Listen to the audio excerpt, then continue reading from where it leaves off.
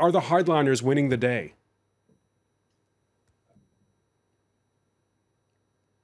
Yeah, I think much of this rhetoric is an indication of how disappointed Iranians are in the Europeans. Many Iranians, both moderate and hardliners, are disappointed that the E3, the UK, Germany, the UK, and France didn't stand up to Mr. Trump and appeased him. And the outcome was Mr. Trump pulling out of the deal. So there's a lot of rhetoric today, obviously a lot of reaction and bluster coming on the heels of Mr.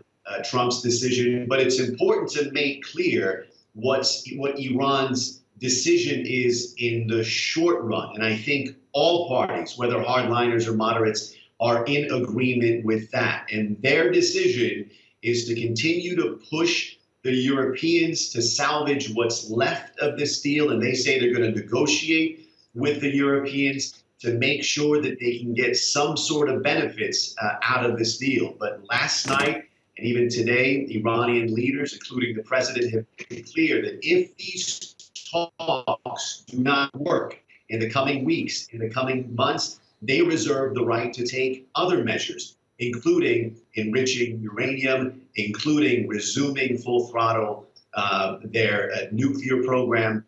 And that certainly could escalate things. It could alienate the Europeans. It could certainly set the stage for military confrontation. So a lot of difficult decision for the Iranian leadership to make. But at this point, their decision in the short run is to do what they can to get some sort of benefit from the Europeans. We'll see if there's any use to those talks in the coming weeks and months. But what should we make of it when we hear the supreme leader, Ayatollah Khamenei, saying he doesn't trust the Europeans?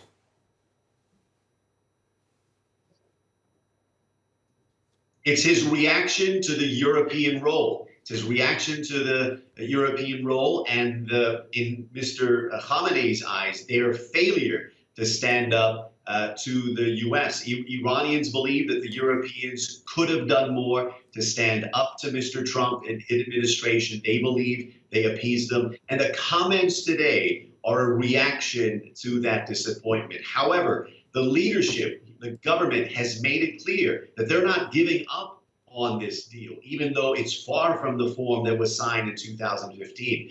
The official government position is they're going to take the coming weeks and the coming months. They're going to talk to the remaining world powers, the E3, and they're going to see if they can get some sort of benefit from what's left of the nuclear accord. Even if that is indeed the case, if they can portray to the world that they're getting some sort of benefits, that they're still able to export oil, that some deals are being made despite the sanctions in the U.S., then perhaps the nuclear deal has a chance to survive, albeit in a very different form. And we should point out that despite this position, many Iranians are not optimistic that this will happen, but that's their position in the short run. We'll see what happens in the long run.